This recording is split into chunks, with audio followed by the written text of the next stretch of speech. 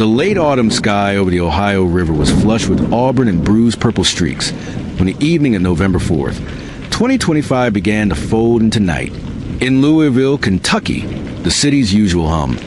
Warehouses closing, trucks heading home, families winding down, was punctuated by the low rumble of engines and the silent promise of parcels in motion.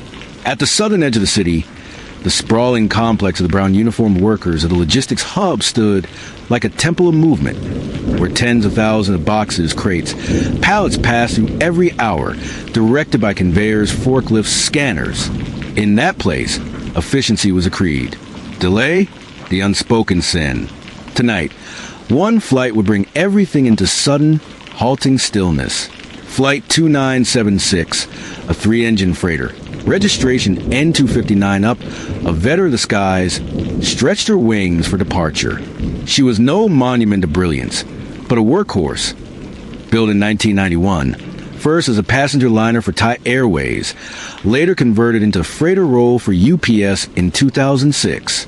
At 34 years old, she had logged countless hours. 3 Pratt & Whitney PW4462 engines hung from her high wing like pendulums of might. She was loaded. 200,000 pounds of freight, bound not for the next town, but across the Pacific. Vaccines destined for remote islands, holiday electronics for shells in Hawaii, and the myriad other shipments that knit communities together in the shadow of daily life. In the cockpit sat 3 seasoned airmen. Captain Richard Wartenberg, 58, from Florida's sun-soaked panoramas. 15,000 hours in the air and more than 2 decades with a cargo carrier. His calm was a product of routine. Takeoffs, landings, continents crossed. Beside him, First Officer Lee Truitt, 42, born and raised in Louisville, with 2 children waiting at home and a wife who'd kissed him goodbye at the crew lounge.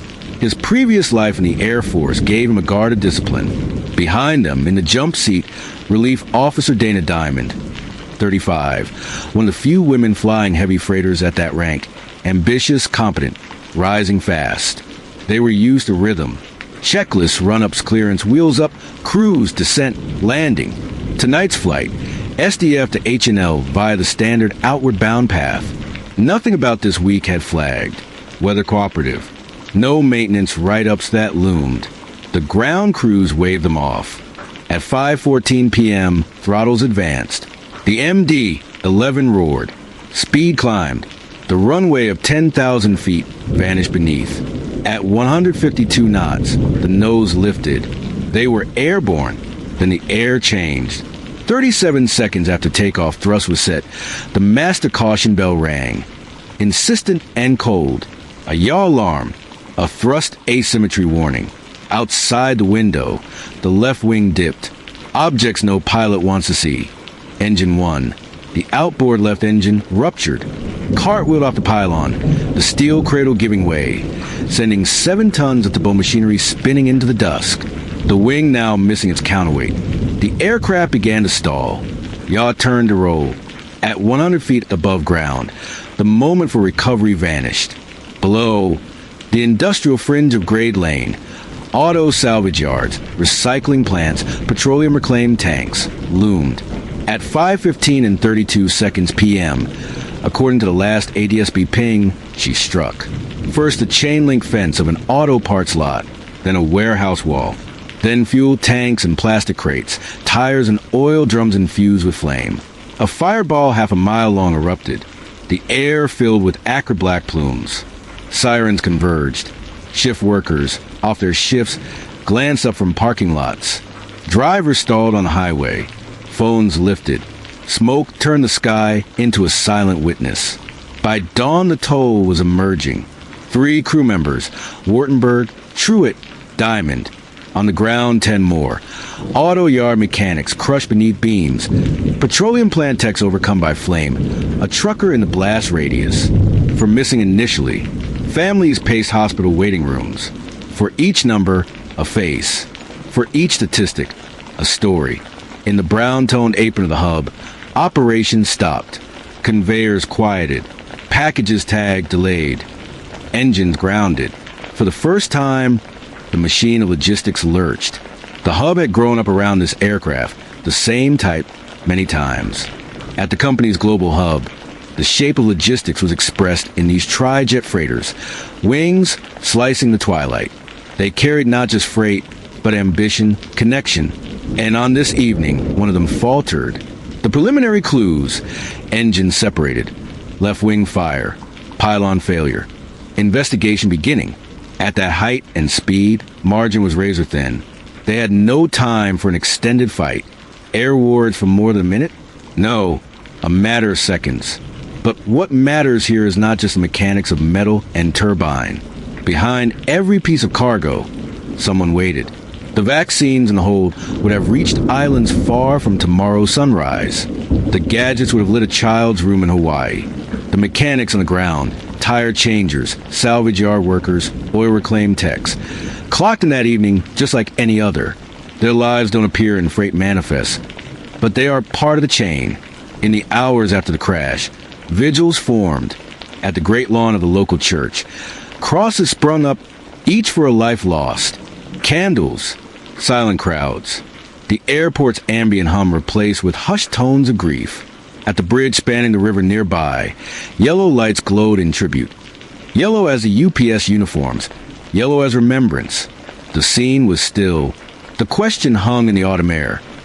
How does a flight so routine become ruin in less than a minute? Investigators would trace bolts and welds, inspect pylons and maintenance logs. But for now, families clung to photographs, hometown stories, last texts. Love you, wheels up soon. As dawn broke over the Ohio, Louisville awoke to ashen skies. Package rush paused. The hum of active life limped. In homes, children didn't board buses. Instead, they asked questions adults could not fully answer. In boardrooms, executives drafted memo after memo. In union halls, members gathered, brown uniforms, hard hats, not for productivity, but for comfort. The flight was meant to carry freight to far-flung places. But in its failure, it brought back to the city something else. The fragile circuitry of connection. The lives lost were not passengers in a glamorous drama. They were the business-as-usual people, ground crews, cargo pilots, warehouse technicians. Their stories quiet until now. Tonight, they become visible.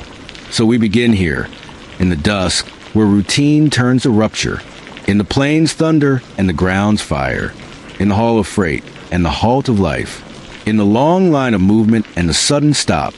Chapter 1 ends not with answers, but with the weight of memory, with the loss of ordinary lives and the unasked question, what margin did we lose?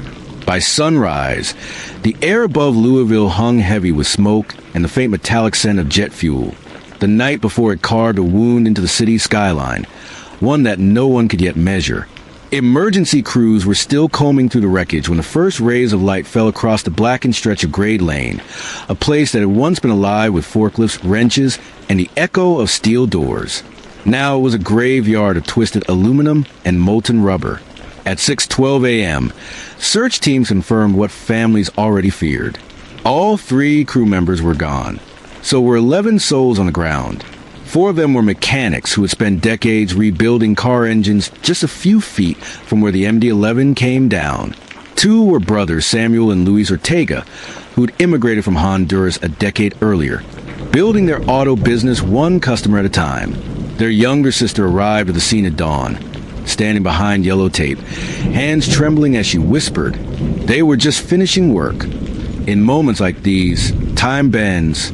The noise fades, replaced by the quiet thrum of disbelief. Firefighters, some with soot streaking their faces, worked through silence, lifting shards of wing and wheel, searching for anything that might speak of how this could have happened. They didn't yet know that the left engine, Engine 1, had detached cleanly from its mount, shearing through wiring and hydraulic lines. It wasn't just a malfunction. It was a dismemberment in midair. But for the families, explanations were distant abstractions. What they saw was loss spread across asphalt. In the hours that followed, community members arrived with food, water, and blankets. Louisville is a city that remembers its workers, the riverfront laborers, the factory shifts, the truckers who run the midnight corridors. Now, the same people who live by the rhythm of motion gathered to mourn the sudden stillness. At the UPS Worldport hub nearby, Employees stood in clusters, staring at the plumes still rising beyond the perimeter fence. For the first time in decades, all outbound operations had been halted. Conveyor belts stopped. Planes idled at the gates. The brown uniformed crews, thousands of them, waited quietly. It wasn't an order from headquarters that froze the system. It was collective grief. Inside the operations control room, screens that usually pulse with flight data were dark. A message scrolled across the central board. Moment of silence. Flight 2976. To the company, it was the worst aviation accident in its history. To the city, it was something deeper, a human tragedy stitched into the fabric of daily life. News channels ran footage of the blaze, interviews with witnesses who had seen the plane dip sharply before impact. It looked like a shooting star, but it was coming down too fast. One man said, eyes still fixed on the horizon. By midday, the National Transportation Safety Board, NTSB, investigators had arrived, men and women in navy jackets bearing yellow block letters. They waded into debris fields, cataloging fragments, marking coordinates, retrieving the orange boxes, the flight data recorder and cockpit voice recorder. It would take hours before they could even reach the cockpit remnants, buried beneath collapsed walls and smoldering beams. In a temporary tent nearby, families were ushered in one by one. They were given the same clinical phrases. Impact forces, fuel fire, no survivors. Behind those words lay the immeasurable. Captain Richard Wartenberg's wife, Linda, later said she'd always feared the long nights when his flights took him across oceans. But Louisville was home, she whispered. You never imagine home being the dangerous part. Investigators began piecing together the moments before impact. Radar data showed a stable climb for 20 seconds, then a sharp roll. Witnesses described an explosion on the left wing. The data logs, once analyzed, revealed the engine's thrust dropped to zero, followed by an uncommanded yaw to the left. What they couldn't yet explain was why. Why a power plant that had passed inspection days before it could simply tear free? To understand, they traced maintenance histories, pylon schematics, engine mount records. The MD-11, though reliable, had always been a complex beast, built for range and capacity. It demanded precision. The pylon, the metal structure that connects the engine to the wing, was designed to withstand tremendous stress. But fatigue, corrosion, or even a single defective bolt could turn strength into fragility. One clue emerged that afternoon. A ground mechanic, who had served as an aircraft 2 weeks prior, recalled a minor vibration reported on Engine 1 during climb. The maintenance node had been closed after visual inspection showed no crack or leak. Routine. Harmless. Now, those same logs were treated like confessions, pages of data underlined and re-examined. While technical teams poured over fragments of alloy and wire, the city mourned. Churches opened their doors to candlelight vigils. The Louisville Orchestra, scheduled to perform that weekend, dedicated its concert to the victims, playing Samuel Barber's Adagio for strings beneath dim blue light. Outside, delivery trucks rolled past with ribbons tied to their mirrors, brown and white stripes symbolizing unity. Among the lost were people whose names wouldn't make headlines, but whose absence rippled far beyond the wreckage. There was Emily Rodriguez, a 29-year-old technician whose laughter could fill a break room. Marcus Hill, a retired mechanic who'd been helping his nephew close shop that night. And the three pilots, whose careers were marked by discipline, routine, and quiet pride. Reporters asked what could have prevented it. Engineers answered with probabilities. But in living rooms across Kentucky, the conversations weren't about bolts or torque. They were about fragility, about how a normal Tuesday could turn into a memorial. By late evening, the first press briefing confirmed the death toll, 14. Louisville's mayor, his voice trembling, called it a tragedy that cuts into the very heart of the city's workforce. Yet amid the sorrow, there was resilience. The next morning, UPS workers lined the main access road to the hub, forming a human corridor as hearses passed. Some saluted, some cried. Others simply stood in silence as the vehicles moved toward the coroner's office. Overhead, aircraft remained grounded, their silver fuselages catching the dawn light like watchful sentinels. The crash had become more than an accident. It was a reckoning, a mirror held up to a system built on speed and precision, now confronted with the cost of error. At 8:47 a.m., investigators lifted the first piece of the severed pylon from the debris field. Its metal surface was jagged, edges warped by fire, but the fracture line was clean, too clean.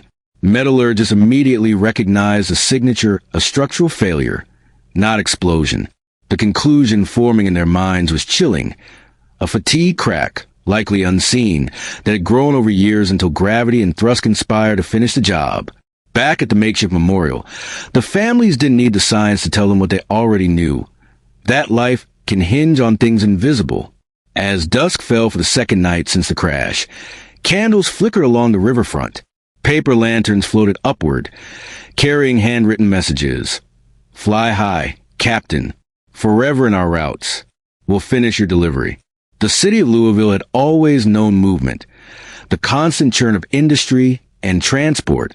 But for a brief moment, it learned stillness, a kind of reverent silence that only tragedy can teach. Tomorrow would bring headlines and hearings. But tonight was for remembering. When the fires cooled and the debris field was cleared, what remained wasn't just a scar on the earth. It was a mystery etched into metal. Flight 2976, a UPS MD-11 that had left Louisville on an ordinary Tuesday night, now lay dissected across an NTSB hangar under halogen light. Every fragment, every wire, every bowl had a story to tell. The first days after the crash blurred into a rhythm of examination. Investigators in blue gloves and magnifying goggles worked in silence, mapping each component on grid tarps. A wing section here, a portion of fuselage there. The cockpit voice recorder had survived, charred but intact. When it was finally connected and played, the room fell still. At 9:27 and 44 seconds p.m., Captain Wartenberg's voice came through, calm and steady. Climb power set. Seconds later, engine 1 vibration. Check that. Then a sound low metallic like tearing cloth. The first officer said, "We lost it. Engine 1's gone." After that, chaos. Alarms roll in the captain's final command. "Hold her steady, steady," before silence swallowed the tape. There was no explosion, no fire midair, just a sudden wrenching separation of an engine that had ceased to belong to the plane holding it. Forensic engineers traced the failure to a single pylon bolt assembly that had fractured under long-term cyclic stress. The crack had likely begun as a microscopic imperfection years earlier, invisible to inspection methods of the time. Over thousands of takeoffs and landings, it grew like a hidden wound. Each flight was another heartbeat in its slow countdown. The MD-11 had a reputation in the aviation world. It was powerful, efficient, but also temperamental. A jet that demanded respect. Pilots described its handling as twitchy, particularly on approach and climb. A heavy freighter variant, like the one that carried UPS Flight 2976, bore additional strain due to payload weight and center of gravity shifts. It wasn't the first MD-11 to suffer catastrophic failure. In 2010, UPS Flight 6 had crashed near Dubai after an onboard fire. In 2013, Asiana Flight 214 struck the seawall in San Francisco. Each incident different, yet all hinting at the same truth. This was an aircraft that offered no margin for error. NTSB investigators built a timeline of failure. The pylon crack had likely gone undetected through multiple visual inspections. When the left engine detached, it tore through the hydraulic systems, disabling control surfaces. Within 5 seconds, the plane entered a left roll. Within 8, it was unrecoverable. Impact came 12 seconds after the initial separation. 12 seconds that determined 14 lives. It's a haunting number, 12 seconds. Long enough for a pilot to understand what's happening. Too short to change it. Back in Louisville, the findings rippled through the aviation community. Mechanics who'd worked decades maintaining fleets of MD-11s gathered in hangars, staring at diagrams of the failed assembly. "It could have been any of us," one said quietly. Airlines around the world grounded similar aircraft pending urgent inspections. For a week, cargo lanes across North America slowed to a crawl. The world supply chain, so often invisible, felt the shock of one broken bolt. The tragedy reignited a deeper question. How do machines that represent the pinnacle of human engineering still fall prey to something so small, so ordinary? The answer, investigators concluded, lay not just in metal fatigue, but in human assumption, overconfidence in inspection intervals, faith in old designs, the quiet belief that because something hasn't failed, it never will. Within a month, metallurgical analysis confirmed that the fracture line showed high cycle fatigue characteristics, consistent with age-related stress. The component had passed every visual check, yet microfractures can hide within the molecular lattice of steel, out of reach of the human eye. It's humbling, one NTSB engineer said. The plane gave us no warning until it was already too late. But the anatomy of failure isn't just about physics. It's about people. Captain Wartenberg had flown for 30 years. Colleagues described him as a kind of pilot who carried his logbooks like sacred texts, precise, methodical, unshakable. His first officer, Megan Porter, was just 33, a rising star in aviation who had logged over 4,000 flight hours. She once told her father, "Flying makes me feel like I can touch the horizon." The third crew member, Loadmaster Aaron Blake, was known for his quiet humor, always double-checking every manifest, even when others said it wasn't necessary. These were professionals, and they were failed not by carelessness, but by an invisible weakness in the machinery they trusted. The report that emerged 6 months later was technical yet poetic in its own way, its pages filled with diagrams and data, but also with the undertone of remorse. The final line read, "Probable cause, structural failure of the engine pylon assembly due to undetected fatigue cracking." But beyond that sterile conclusion, there was another truth, a quiet, human one. Every link in the chain of aviation safety is forged by belief. Belief in maintenance records, in technology, in oversight. Yet belief alone can't hold metal together. The crash of Flight 2976 changed protocols industry-wide. UPS, in cooperation with Boeing and the FAA, mandated ultrasonic inspection of all engine pylons across its fleet. Airlines worldwide followed suit. The lessons of Louisville became case studies in classrooms and safety seminars. Students studying aeronautical engineering began to cite it as a turning point, a moment when the industry looked inward and admitted that even perfection must be questioned. Still, for the families, technical progress was cold comfort. On the first anniversary, they gathered near a memorial garden built along the riverbank. The names of the victims were etched into a bronze plaque shaped like a wing, each name aligned with the stars above Louisville that night. There were no speeches, only silence. In the end, failure became too small a word. What happened wasn't just a collapse of metal. It was the intersection of chance, wear, and time. It was life revealing its fragility through the language of machinery. And yet, in that fragility, something enduring took shape. New standards, safer planes, awareness that every flight is not just about physics, but about trust. The unseen thread that connects pilots to passengers, workers to families, one delivery route to the next. The anatomy of failure, when studied closely, becomes the anatomy of responsibility. And in that understanding lies the first step toward redemption. As Louisville's skies reopened and the hum of cargo jets returned, one truth remained. The city would never look at those contrails the same way again. In the months after the crash, the city of Louisville changed in quiet, imperceptible ways. The airport that once symbolized movement and ambition now stood as both a gateway and a memorial. Each takeoff became a reminder of the fragility of flight. The way thousands of tons of steel, thrust, and trust depend on the unseen grace of human precision. For those who lived near the crash site, the sound of airplanes became something new. Before it was background noise, comforting, familiar, a hum that marked the rhythm of life near the runway. After November 4th, 2025, that same sound carried a ghostly undertone, as if each passing jet whispered the memory of the one that didn't make a home. The city mourned in unison. Local churches held vigils not just for the crew, but for everyone whose lives were quietly connected to UPS network. The drivers, the dispatchers, the warehouse staff who saw their colleagues take off that night and never return. Candles flickered outside the main logistics center, a simple display of light against darkness. There were no speeches, No media presence. Just a sound of footsteps and the murmured prayers of those left behind. Captain Wartenberg's wife, Ellen, found herself visiting the memorial garden nearly every week. She brought with her a notebook, pages filled with fragments of their life together. Flight schedules, small grocery lists, and the final text message he sent before takeoff. "Wheels up soon. Love you." She once told a reporter he believed flying was an act of faith. Every time he lifted off, he trusted thousands of people he'd never meet. For Megan Porter's parents, grief turned into purpose. They founded the Porter Aviation Scholarship, a program designed to support young women pursuing aviation careers. Within its first year, it had funded training for 6 cadets. One of them, a 19-year-old student from Kentucky, said, "We carry her wings with us.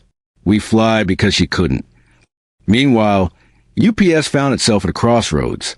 For an industry built on speed and reliability, tragedy demanded stillness. The company grounded all MD-11 aircraft for inspection, working closely with federal authorities to re-examine every maintenance process. Internally, a new safety program was established, one that emphasized not just compliance but culture. Engineers were encouraged to report even the faintest anomalies without fear of reprisal. The company's CEO later stated, "Safety isn't a checklist. It's a mindset we owe to every name on that memorial." Across the world, the aviation industry watched.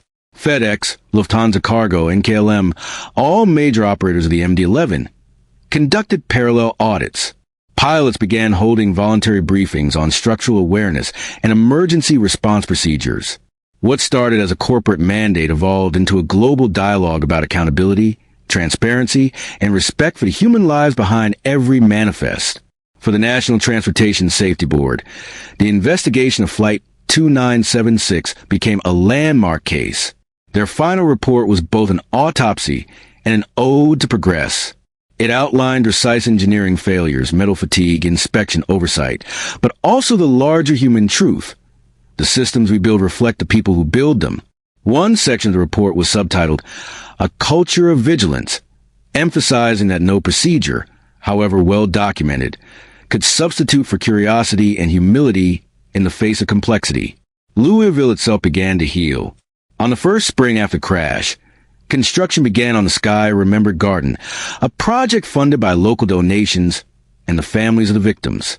It wasn't grand or ceremonial, just a quiet path lined with birch trees and a plaque reading, "For those who lifted us higher, even in loss." School children visited the site on field trips, learning not only about aviation but about empathy, courage, and community resilience. There's something about tragedy that reshapes time. For those who lived through it, the days after the crash felt suspended. Every siren, every headline replayed in an endless loop. But as months passed, the community began reclaiming that time. UPS drivers returned to their routes. Pilots resumed their schedules, and families found new ways to honor their loved ones. The act of moving forward became its own form of remembrance. Among the aviation community, Flight 2976 became a case study not a failure, but of reform. At industry conferences, its lessons were shared not with fear, but with gratitude for the changes it had inspired. One veteran pilot said, "Every safety improvement is written in names. We just have to remember to read them." Even in tragedy, there are echoes that refuse to fade. They live in the soft rituals of remembrance. The moment a co-pilot glances at a checklist and double-checks a bolt. The maintenance crew that spends an extra hour on an inspection. The quiet pause before takeoff when a captain whispers a silent prayer. Flight 2976 was gone, but it had left a legacy that flew on in every aircraft that followed. By the second anniversary, Louisville had reclaimed the night sky. The airport lights still glowed against the darkness, but now they carried a different meaning. They were no longer symbols of commerce or routine. They were beacons of remembrance.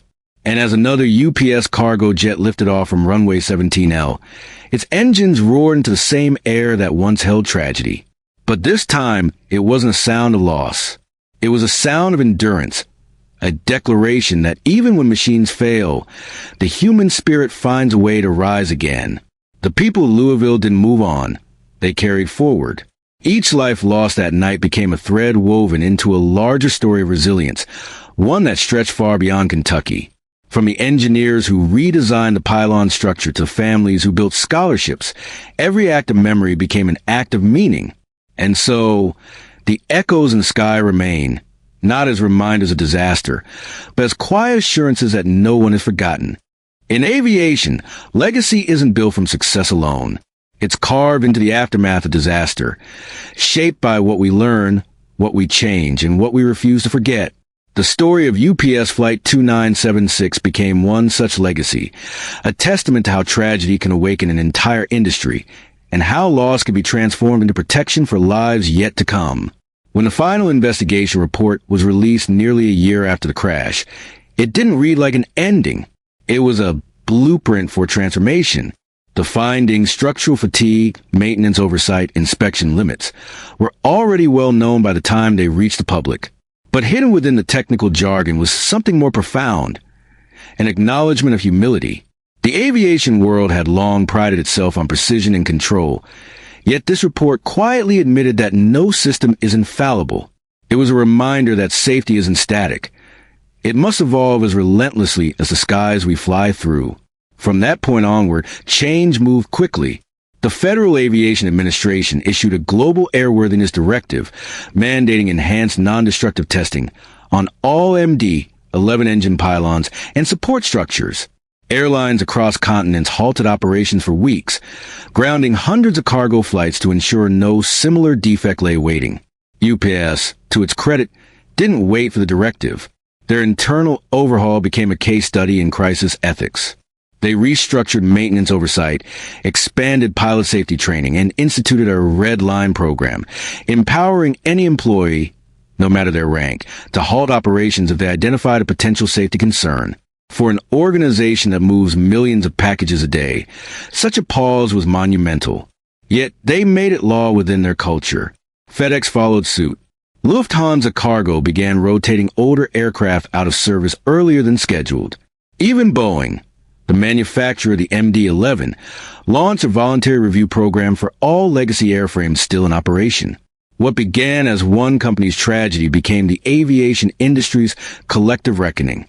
Still, the legacy of Flight 2976 was not written in boardrooms or engineering manuals. It lived in the hearts of those who refused to let memory fade. On the first anniversary of the crash, families gathered at Louisville International Airport for a ceremony held at sunset. There are no cameras, no corporate speeches, just the sound of a bell ringing 14 times, once for each life lost. Pilots stood in uniform along the perimeter, heads bowed. Flight attendants, ground crew, and mechanics joined in silence. The sun dipped low, painting the runway in gold, and in that moment, the air felt sacred. For those who'd lost someone that night, the memorial garden became a sanctuary. They tended it through every season, planting flowers in spring, brushing snow off the plaques in winter. Visitors often found small offerings there, a folded pilot's cap, a toy airplane, a handwritten note tucked beneath a wing-shaped sculpture that read, "We're still flying for you." The legacy of Flight 2976 also reached beyond Louisville. Aviation academies began using it as a case study in human factors training. In classrooms around the world, students studied its chain of events, how one overlooked fracture cascaded into catastrophe, and then debated how such risks could be foreseen. Professors didn't just teach engineering, they taught empathy. They reminded their students that every checklist, every inspection, every cautious decision in a cockpit ultimately protects human stories. Captain Wartenberg's name became synonymous with professionalism. Megan Porter's scholarship continued to grow, funding dozens of female aviators across North America. One of its recipients later became a captain for UPS, piloting the very routes that once carried her mentor's flight. "When I take off," she said, "I remind myself that I'm part of something bigger, something built from both heartbreak and hope." There's a saying among pilots, "The rules are written in blood." It's harsh, but true. Every improvement in aviation comes from learning what went wrong before. And while that truth can feel heavy, it also carries a strange kind of grace. Because with each tragedy that teaches us, countless lives are saved in return. In that sense, Flight 2976 never truly fell. It became the foundation for safer skies. Years later, when you walk through Louisville International Airport, you might notice a quiet mural near the cargo terminal. It depicts a sunrise over clouds with a single line beneath it. Lift remembered, not lost. Few travelers stop to read it, unaware of the story it carries. But for those who know, that mural is more than art. It's an oath. It's a promise that memory can be a form of protection. That even when systems fail, humanity finds a way to rebuild not just better, but kinder. Because the real legacy of Flight 2976 isn't the regulations inspired or the technology improved. It's a reminder that every flight carries faith. Faith in the engineers who build the machines, in the pilots who command them, in the unseen hands that ensure every takeoff returns safely home. On clear nights, when cargo jets cross the Kentucky sky, their navigation lights trace faint red and white arcs above the city. For the families below, those moving stars are more than planes. They're symbols of endurance, of stories carried forward through the clouds. The echo of Flight 2976 will always live there, somewhere between earth and sky, not as a tragedy to be mourned endlessly, but as a truth to be honored continually. That the cost of flight is vigilance, and the reward is connection. The people who boarded that plane left behind more than sorrow.